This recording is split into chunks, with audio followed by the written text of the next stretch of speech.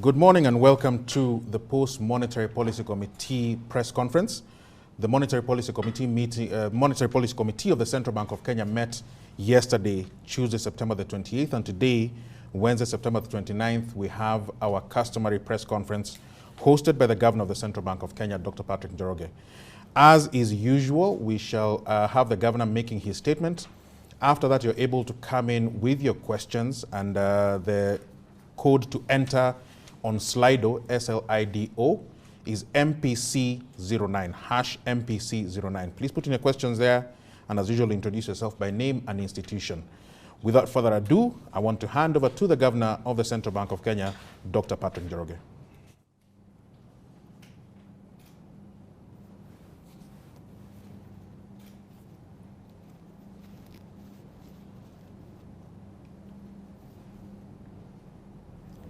Good morning, friends, colleagues, wherever you are. Welcome to this briefing following yesterday's MPC meeting.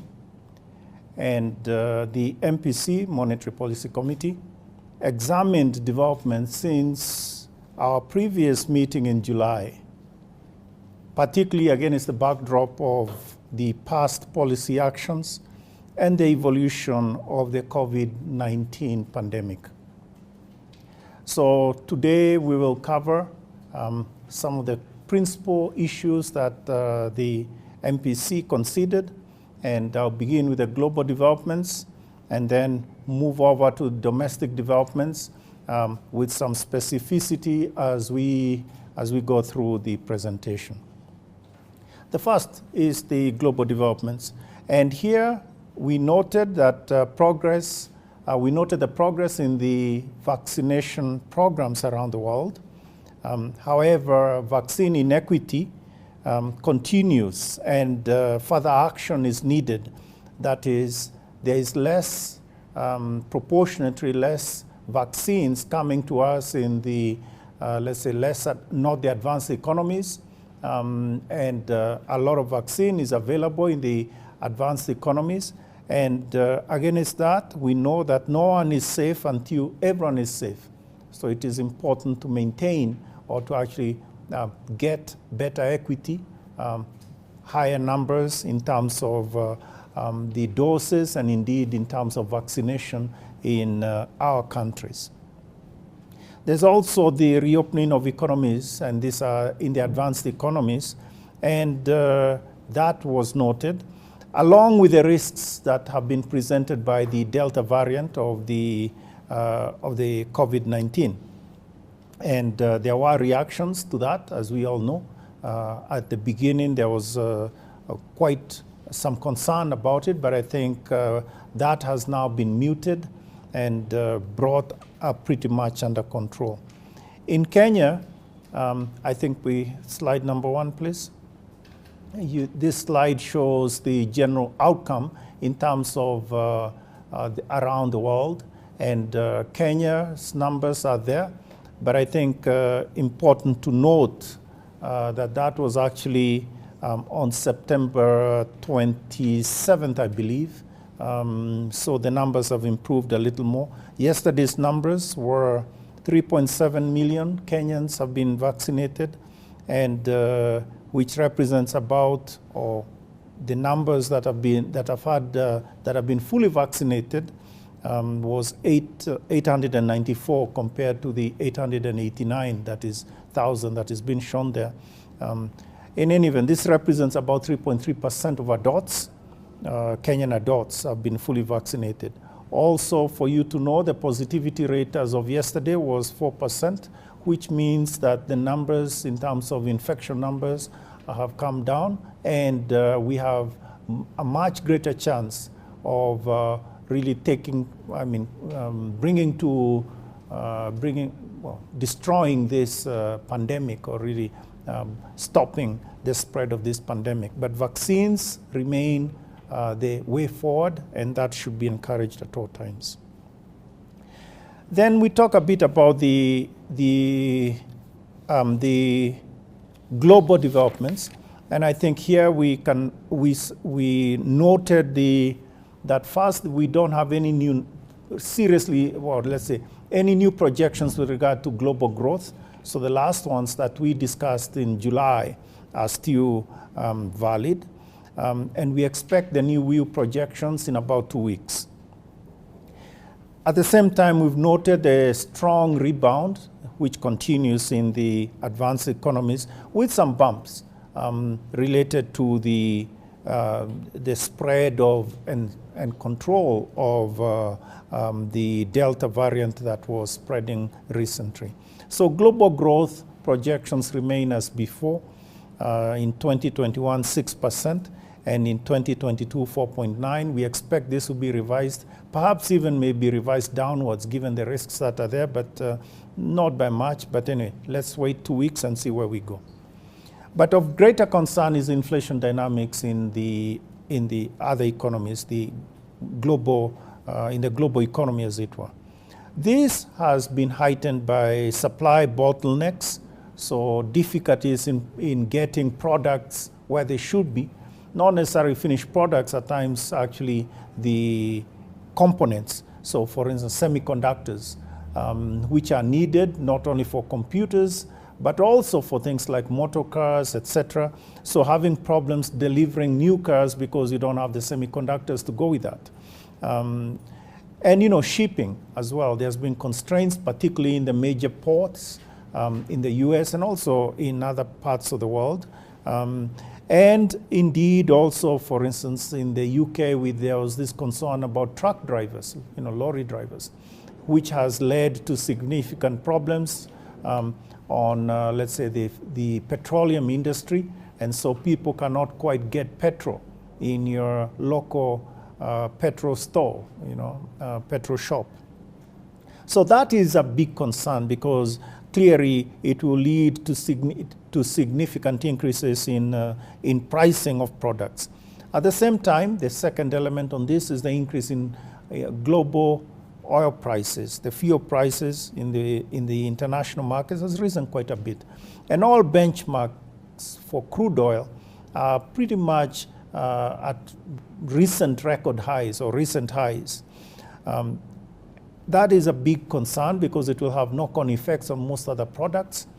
And also there are weather-related concerns, and the most recent of this is obviously in Brazil. We monitor Brazil quite a bit, partly because they are also significant exporters of coffee. And we in Kenya, obviously, this is an important industry. But the point is that Brazil's these weather-related, well, actually they have had drought, and therefore they are having problems in all the things that they are growing, including sugar, including soybeans, etc., and coffee as well. So outcomes, nevertheless, in the advanced economies have been quite surprising, meaning inflation numbers, at least the benchmark inflation numbers, have risen quite sharply. And interestingly, just one number to put out there, the US production price inflation earlier this month was above 10% for the first time since 1981. You have to go back to 1981 to get numbers like that. And of course, there are other benchmarks that are followed, but I think the point here is that this is a big concern, and there's been a lot of conversations as to whether this measured inflation that is now coming through is temporary or permanent. But the big concern is, we, the central banks, are we ready to take policy action if this becomes a problem for our economies? So the fears are that in general terms, in terms of what is happening around the world, is that there may be central banks and other policymakers may be forced to have very sharp, to tap on the brakes very sharply. But it won't be tapping on the brakes. It will be more like a handbrake turn, sort of slamming on the brakes. There are also concerns about credibility. That is a big concern for central banks. And indeed, there are also concerns that there is greater potential for an accident in the markets. So what is just a appears to be a problem on inflation is actually not just inflation. It has other implications which clearly the central bank fraternity are looking at this, and we expect that correct and timely action is put in place. So that's on the global. Then moving to domestic developments and staying with inflation, the dynamics there have remained that, and now we move to slide, maybe slide number 3, I believe it is. Slide number 3.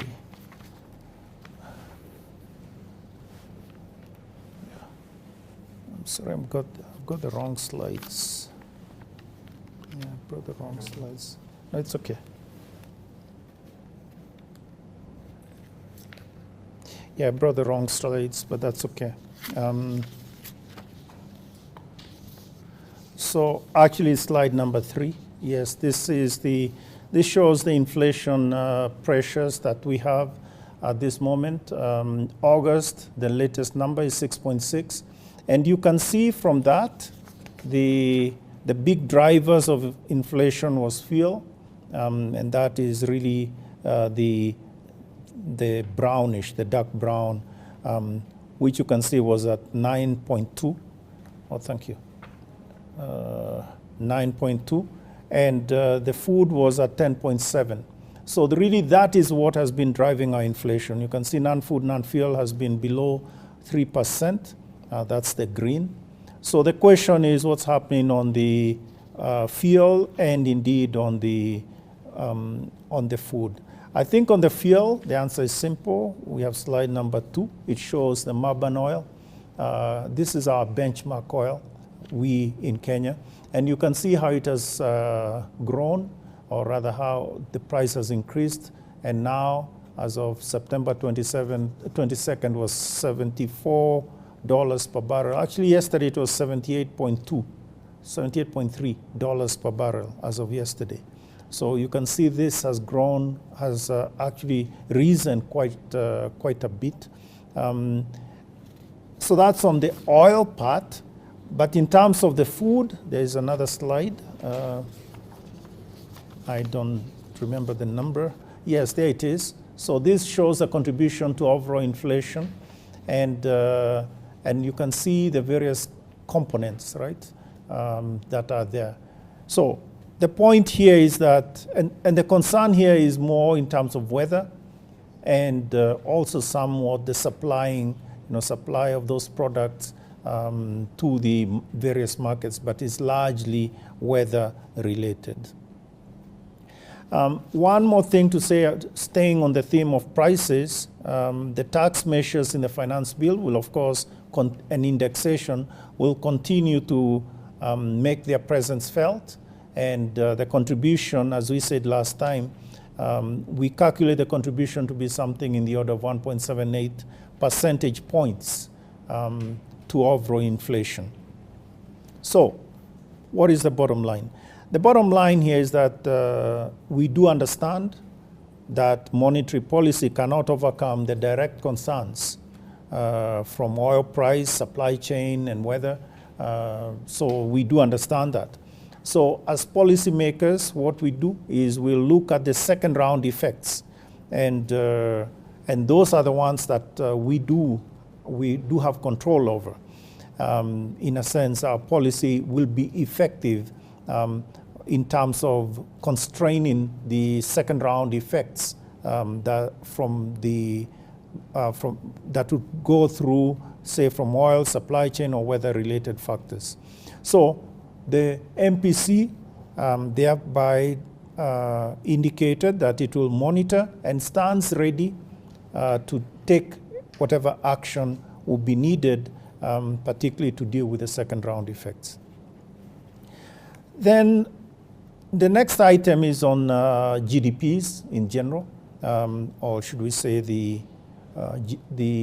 overall economic numbers, national income. And we are aware that the KNBS, the Kenya National Bureau of Statistics, released their 2020 GDP data earlier this month. And along with the release, or embedded in the release, was a revision in the numbers.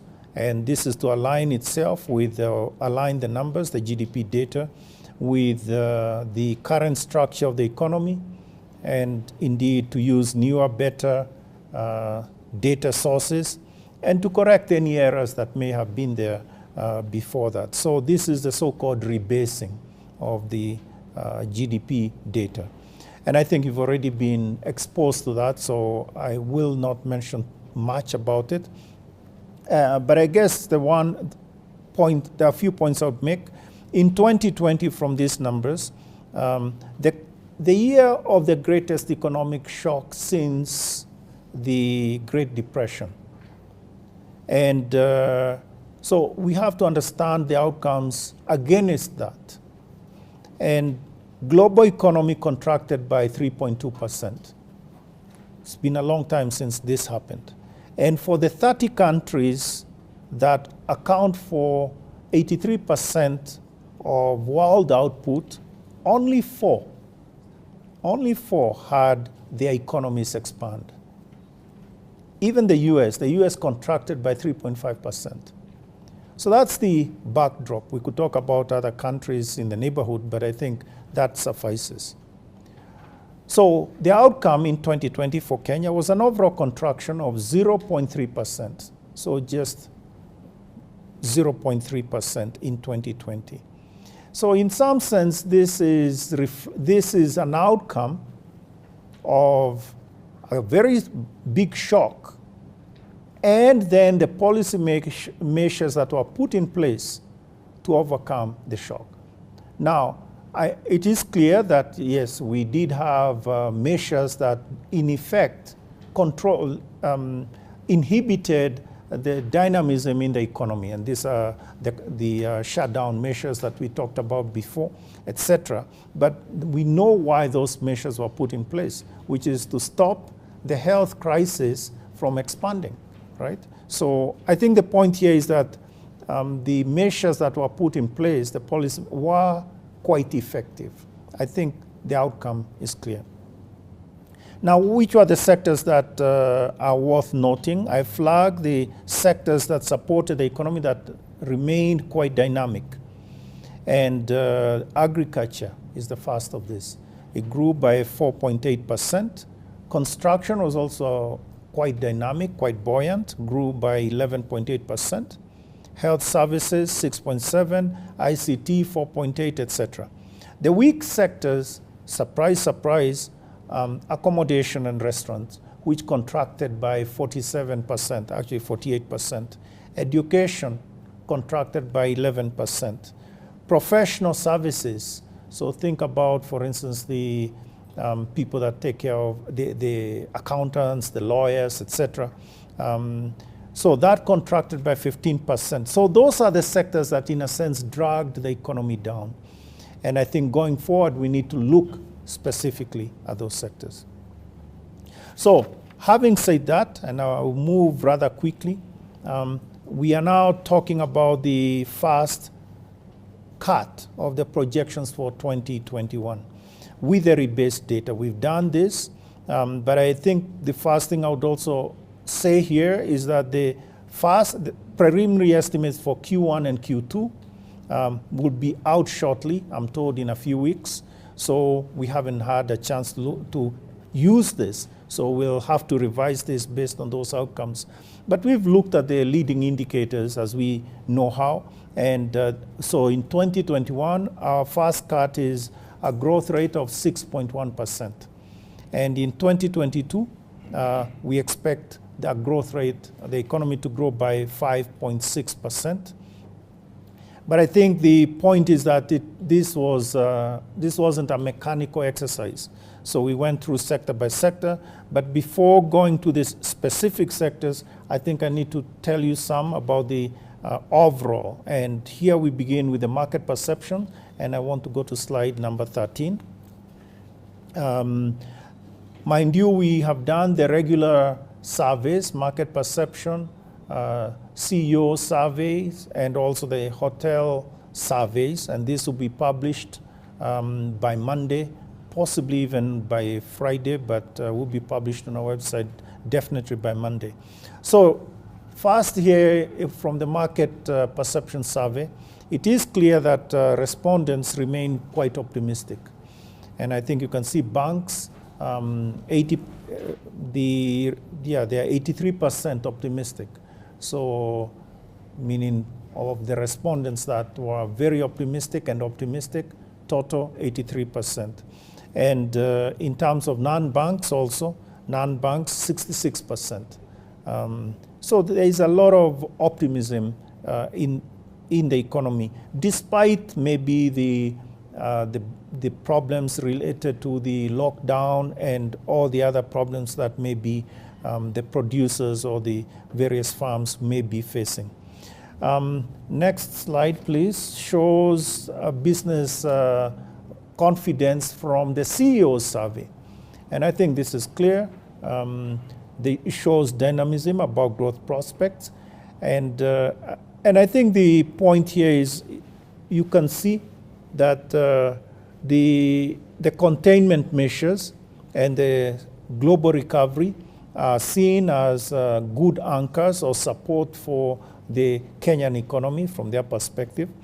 And their concerns relate to COVID-19 containment measures, weather conditions, and of course political activity, political noise, if you may. It's interesting that manufacturers, respondents in the manufacturing sector, they remain concerned about the impact or the implications of the rising input prices, most of these imported, but also fuel, etc. Moving on to hotels, just the next slide. Again, just to complete this, we now see that virtually all hotels that were responding have reopened. So there are very few hotels that have not reopened, and those ones are in, the ones we know are in Nairobi. So that's a good picture.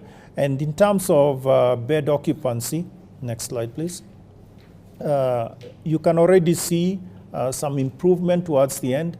Yes, it's a bit noisy and you need to look at it a little more carefully. But I think the point here is that the occupancy is moving higher and higher. We have also seen that the occupancy has been pushed up by most recently the under 20 games that took place here in Nairobi. So there are all those factors, but again, on the whole, occupancy is increasing. Yeah, I mean, definitely much higher than what it was before. But it is important to see that we are not where we should be, meaning the numbers are still low, but the direction is clear. That's all I wanted to say about that, and I'll now move to a few things. Credit, slide number 17. You can see, and I'll move fairly quickly, credit has been growing. This is private sector credit over the 12 months, 7%. Slide number 20 shows the distribution of credit or the credit growth in the various sectors. This is quite informative because it shows that all the sectors really are getting credit. But now I want to go to specific sectors, and I'll talk about the turnovers, the sales turnover. First is the sales turnover in wholesale and retail. Yes, this is it. And you can see in manufacturing as well. So and that's the red. The red is the sales turnover by month. And you can compare it to the black dashed line, that is 2020. But perhaps even better is the blue, because you know the dip represents the decline that we had during the shutdown, etc. But you can see the growth rates are high, 10.5, 7.6, etc. This is on wholesale and retail, and it is an important sector, as we know. Manufacturing, a particularly interesting sector. You can see it's growing by, in terms of turnover, manufacturing turnover, it's growing by north of 15%, so 16, 17%, which obviously is reasonable to, well, indicates dynamism in that sector. Accommodation and food. So you can see that the red line is well below the blue. The blue was 2019. But what is important here is that we are getting out of the dip that we had in 2020, the dashed line. So again, some dynamism is beginning to come back. This is definitely not, I mean, we are still way below where we could say that we are comfortable, but I think it's important to note the direction. Transport as well is on that slide, and again, useful to see the red. Now the peak there, I don't remember the reason, but I think it, well, maybe statistical reasons, but I don't remember why the peak in 2020. The reopening, yes, but I don't know why the reopening. Anyway, let's leave it. We can have a conversation outside. Then moving on to electricity, again moving quickly. So this is the electricity, I don't know the number. Yes, that is it. So you have the consumption by large and small consumers. Again, the red is way above the gold of 2019, or the black of 2019, or blue of 2019, depending which graph you're looking at, but definitely also higher than the 2020, which is the dashed line. So we mentioned cement, just for you to know, again, same picture, growth rates quite high, both in production and consumption. And finally, I wanted to show you cane deliveries, anticipating that it is important for us to maintain our, our production of sugar. And I think there you have the red and a reasonable growth or strong growth relative to 2020. So that is all I wanted. So once we built the leading indicators appropriately, this and others, this is how we got to 6.1% for 2021. I would mention that the one sector to flag is agriculture, and agriculture remains most uncertain, largely because of the rains. Now it's true, there are some parts of the country that are getting adequate rains, and there are also parts of the country where there is drought, and indeed there has been a warning, drought warning that has gone out in the standard way. So I think the point here is agriculture remains a bit uncertain for us at this moment and will be a large driver, but at this moment we are projecting it at 2.6. Moving on to the external sector, exports are growing well, this is slide number 5, and strongly actually. So for January to August, it grew by 11.5%, and with steady demand for horticultures and manufacturers. The graph there, or the chart there, shows it. Tea prices have improved in recent auctions, which is good, and we expect that to be sustained moving forward. In terms of imports, the next slide, imports also have increased by 22.9%. Interestingly about this also is the intermediate inputs. Intermediate inputs excluding oil. And you can see the purple bar, that is obviously much higher than the blue bar in 2020. So it shows that actually manufacturing is working. Again, we keep coming back to the issue of manufacturing, meaning there is actually some dynamism, also dynamism for manufacturing exports. So that sector is not so comatose as maybe some would have you believe. So that's on the imports. I want to move quickly on other things here. First, in terms of the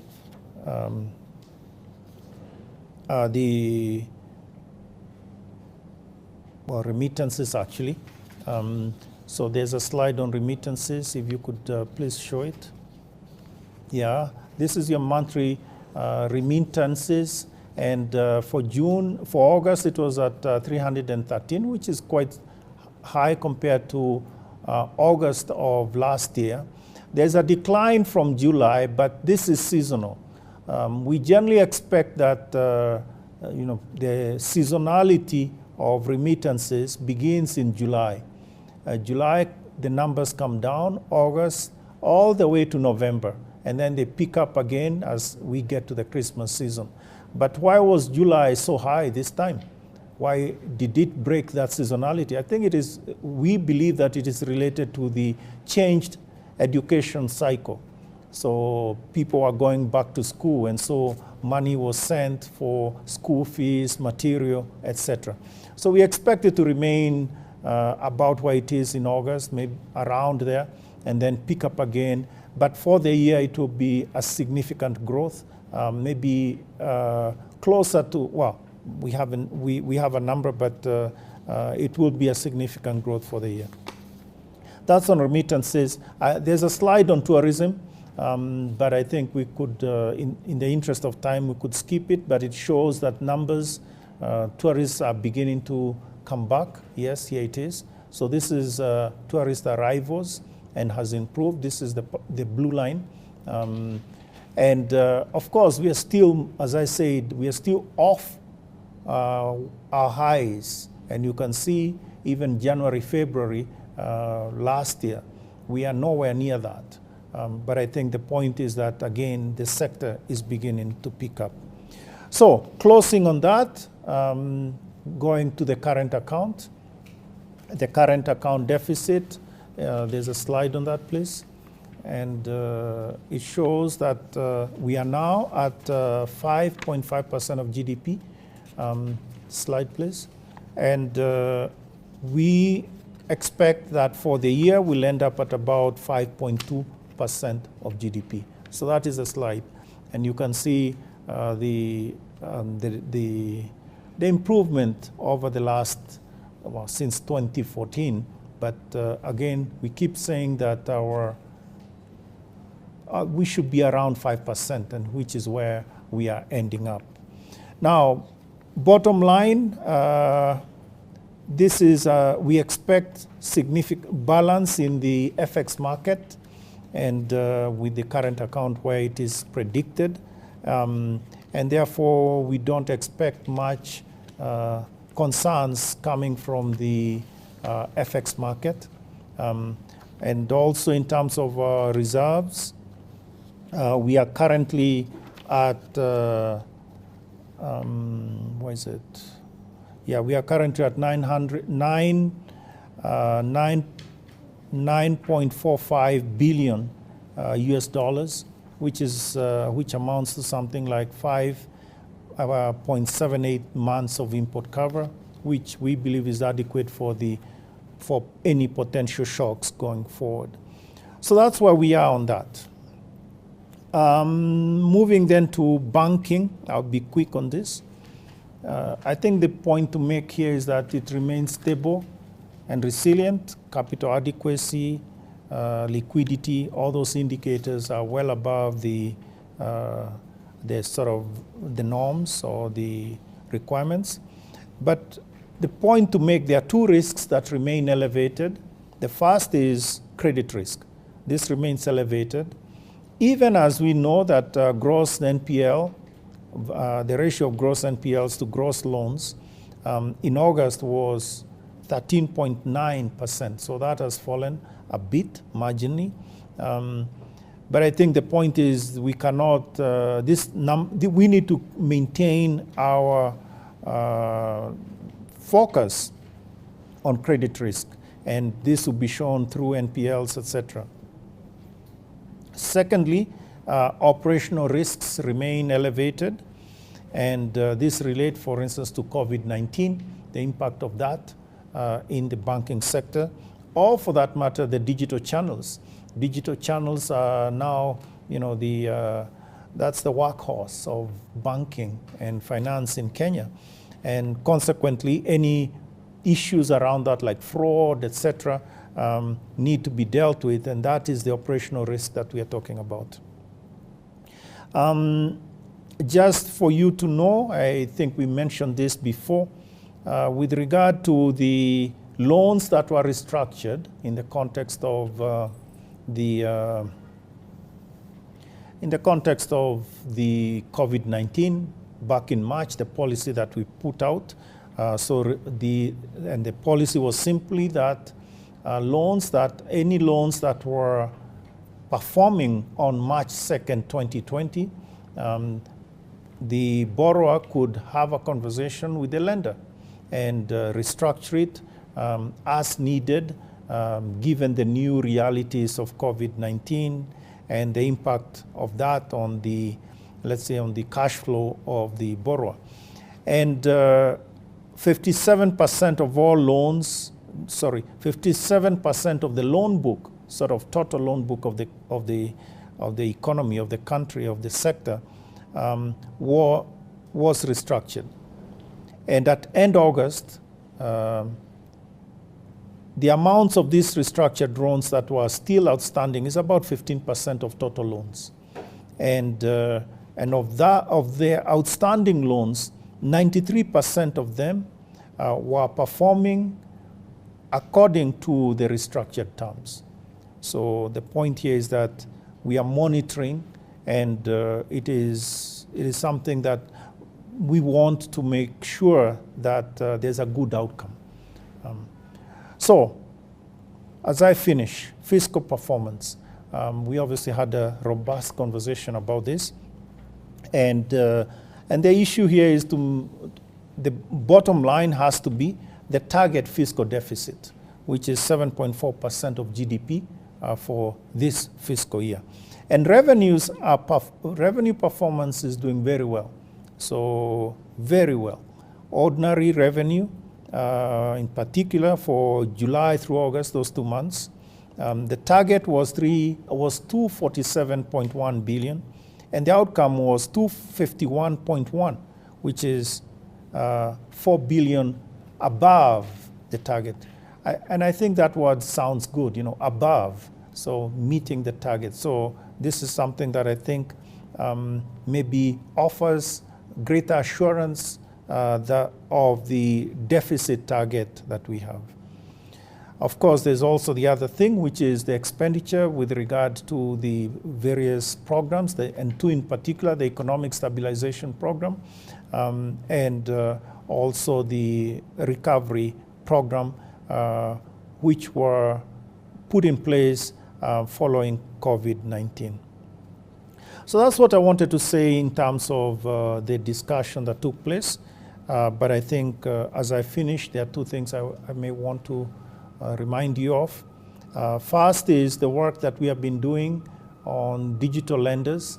And as you know, the bill today is in Parliament, and it is in its third reading. And we expect that this would be approved, and then we'll begin to implement it in short order. So that is one thing that I think we need to tell you. And then secondly, to remind you that as a central bank, we have a lot of material on our website, a lot of material published there. And I encourage you to go look at it. I'm sure we have put together sort of slides with all the covers of all this material, but I think it's best if you go there for yourself. These are just a sample of them. Documents that are regularly or more or less available on our website on a particular cycle. So that is for you. Thank you very much. I'm open to your questions.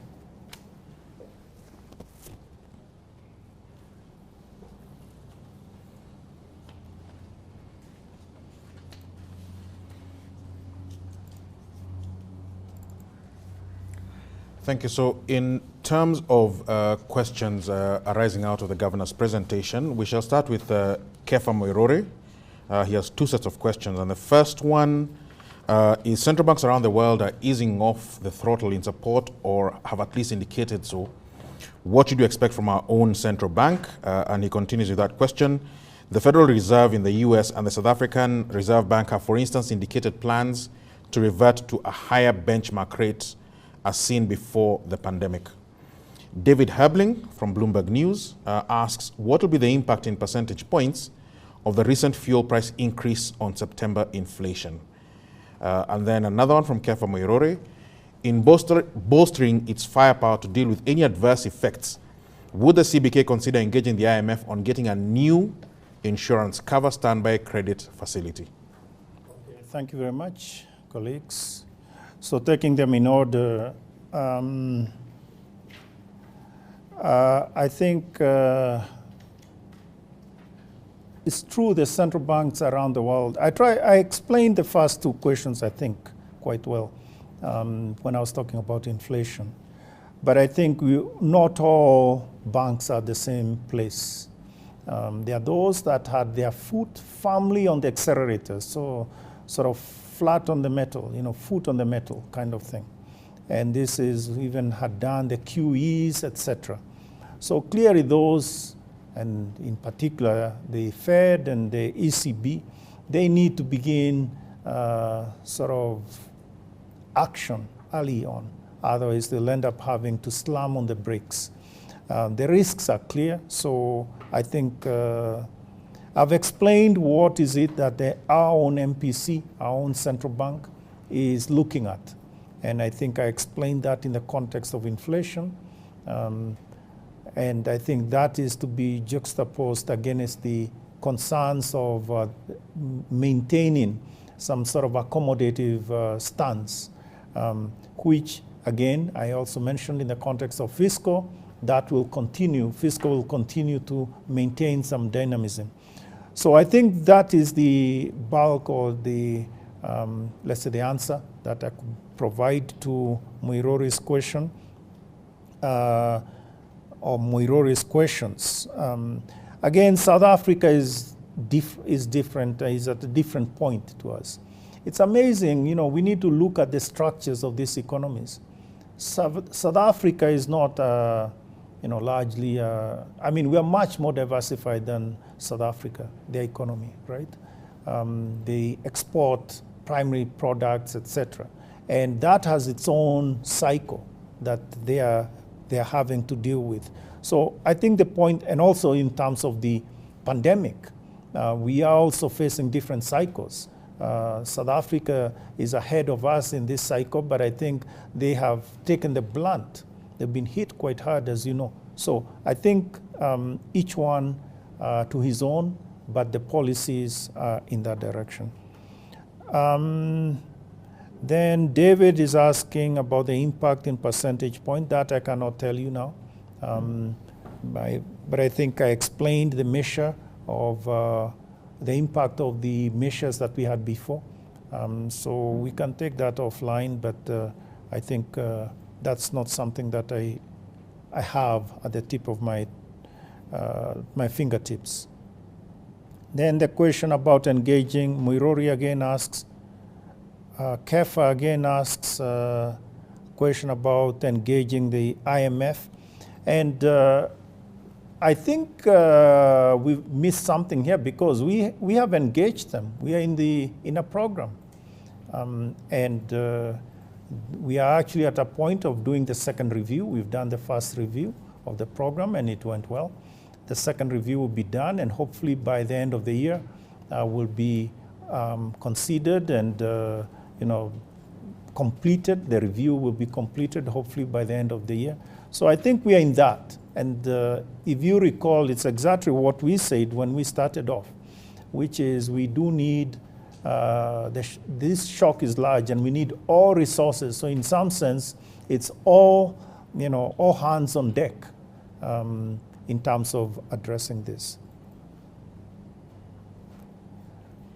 All right, the second batch of questions, we begin with Alex Mwangi from NTV. Alex asks, How prepared are we as a country to handle any adverse effects that may arise from a U.S. default? David Herbling again, what is the projected growth in diaspora remittances in 2021? Razia Khan from Standard Chartered asks, the GDP rebasing revealed a weaker growth trend pre-COVID, but the leading indicators outlined today point to a sufficiently robust outlook. Are there any concerns? And finally, Peter Mboro from the Daily Nation, who asks, the governor has been providing worst-case scenario for NPL trends. Can the governor provide one for inflation trends in the country? Okay. Thank you. So I have a lot of data here, so I have to figure out what data to give out. Okay, so here we are.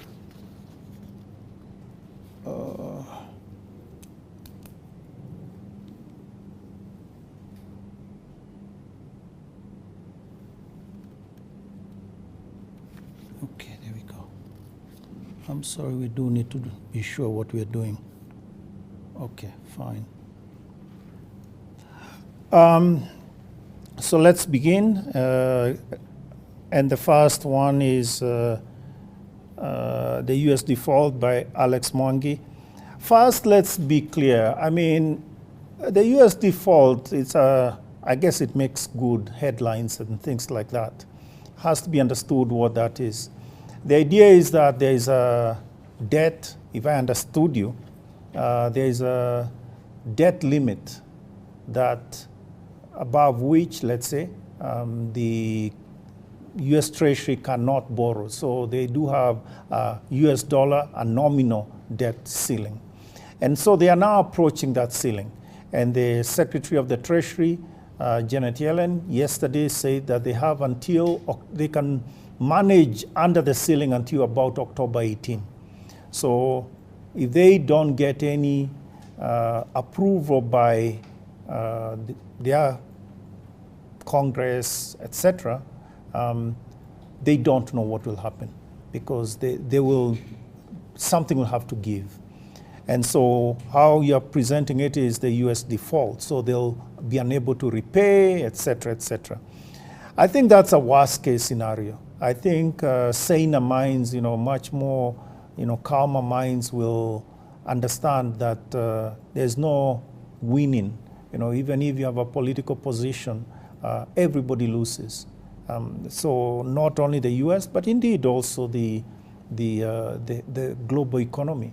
So I think this would be, going in this direction would actually be cutting off your nose to spite your face. And I think calmer minds will prevail. So that is all I can say. And eventually, in a sense, there's a game of chicken. But I want it to be clear that we cannot continue in this way. And a deal will be struck. It has happened many times before, or it has happened a few times before. So a deal will be struck which will allow the continued operation of government as before. And then there was a question about projection of diaspora. Well, the only one I can give you now is we are projecting something in the order, and we need to tweak this again. We are projecting something in the order of $3.4 billion US dollars for the year 2021. So that's a number. But again, we need to reevaluate this. Then Razia asks about the GDP rebasing. I think what I would say is we have always been concerned about the GDP numbers, not the ones that we had seen before. Even in this forum, we've mentioned this, that the GDP numbers at times are not in sync with the leading indicators. And I think the ones that are now, that we are now looking at, that's really one of the reasons why I prefer to show you all the data in that sense, to show you the leading indicators. Because at the end of the day, why wouldn't GDP be aligned to those leading indicators? I mean, it doesn't make sense. So I think the point I'm making here is that the past we live, right? We do understand there's been some restructuring and things. Also, I would ask you to all look at it wasn't a one-way sort of movement. There are also mistakes that maybe were fixed in those numbers. So I think we are okay in terms of that base. But going forward, let's look at what they're going to give us in Q1 and Q2. There was a question again about worst case scenario. I don't at this moment have a worst case scenario for inflation, but I think I would say that our mandate is price stability. So if indeed we are completely out, if we allow inflation to just surge into the worst case, whatever the worst case is, I think we would be missing on our mandate. So that it has to be understood that that is not a scenario that we are willing to do nothing about. So there will always be an active scenario, which is when we come in and actually take policy action to stop inflation from surging. But again, I have to explain, as I explained rather, that the first order effects or the first round effects, we cannot control that. So we have to, in effect, accept the first round effects. It's the second round effects, the knock-on effects, that actually we can have some impact on. And again, that also through time, etc. So it is, we have certain tools that are useful, but they also take time.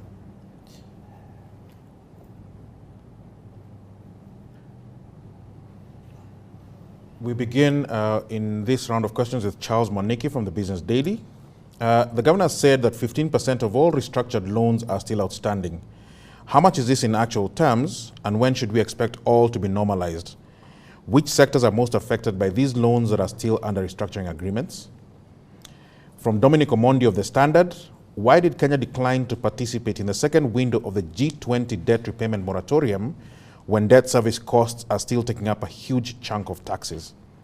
Finally, from Monica Kamokwa from Truth FM, in the talks with the IMF, how much is the country expecting and what projects are the funds set to finance? Okay, so the first question, Charles, those, I don't have them here, I don't have all those details in terms of the Kenya shilling equivalent. My notes were just on the percentages, but we do have the Kenya shilling equivalent somewhere. And you can do a back of the envelope calculation if you could, but I would rather give you proper numbers. In terms of normalizing, I don't know what that really means. But if you mean when will everything be repaid, because actually, as I say, it is normalized today. Why? Because 93% of those loans are actually performing. So unless you say it's normalized when those loans are repaid, so that is the issue.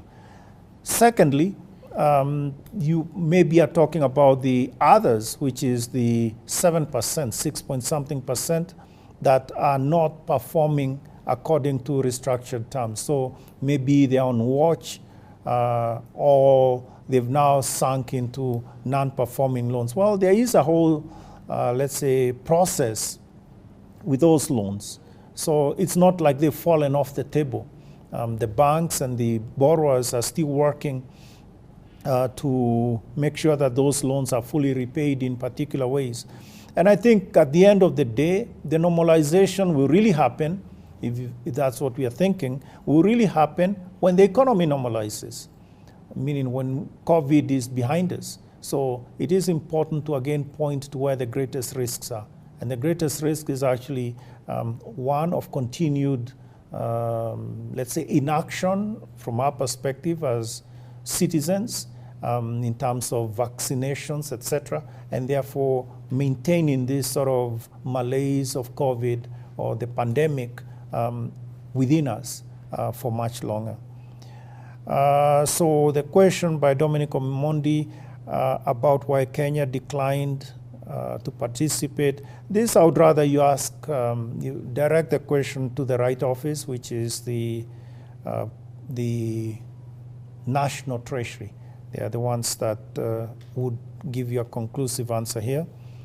And Monica's question about the IMF, how much a country is expecting and what projects are that are being funded. I think there are two things I would mention. In terms of the information, in terms of the funding, etc., quote unquote, I think that is at every point when the review is completed, there is a disbursement that is made. And that is really the signal that we have completed the review. In a sense, they put money on the table. I don't have the number. Last time we had disbursement of something in the order of $750 US, I think it was, something like that. And that item, so the next review will probably be something, my recollection is 300, but I'm guessing here. Is it 300? Anybody? 300? Yeah, around 300? Okay, something like that, but whatever it is, it's a number like that. But importantly, you can find the details actually in the documents that are on the website. But in terms of your second part of the question, what projects are funded, etc., I think that one, you need to appreciate that actually, yes, these funds will be used for budget support. But I think it is the government, the National Treasury, that can tell you, that can give you precise information as to how these funds are being used in terms of funding. I think I can also tell you that at the end of August, as part of the international effort to support countries around the world, the IMF made allocation, SDR allocation to all member countries. And we got our share of that, something in the order of $750 million US, the equivalent of. And this obviously goes into our reserves, and we use it like any other reserve. So it is not labeled in any way. You know, money is fungible, so I leave it there.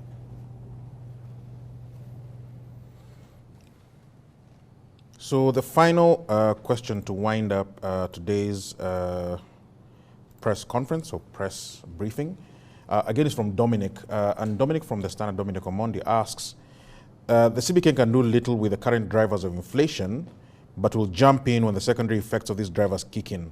Which are the secondary effects? Okay, Dominic, we need to have conversations to sort of appreciate this.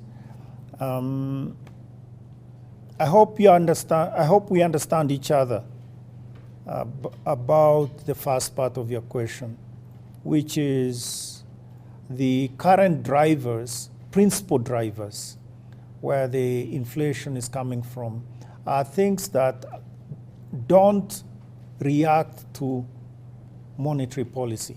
That is really the point. It's not that we are sitting doing nothing. It's just that they don't react. No matter how much we change monetary policy, tighten monetary policy, it won't rain. It won't affect the rain. Or it won't affect the price of, imported price of Marban oil. You know, it doesn't work. So that is really the point. So the prices will be passed on to consumers in the usual way. That is the first round effect. The second round effect, I didn't use secondary, I used second round effects. So the second round effect is when that item, let's say the price of fuel, then leads to an increase in other prices like transportation, electricity, etc. So the point there is then we can use monetary policy to actually constrain domestic demand. And so by so doing, there will be less impact on the inflation. So in effect, it's a demand side management. So the second round effects, it doesn't mean that there will be I mean, they present themselves to, let's say, effective demand side management, of course. There are some that won't be affected so quickly. But I think the point here is that from a point of view of the economy, it is the second round effects that we can react to and we intend to react to. That brings us to the end of this press briefing. This is a post-MPC press briefing for this month in September. And as is usual, as it was said in the press statement, the MPC shall be meeting again, and after that we shall have a similar press conference. For now, thank you very much for joining us, and we shall see you next time.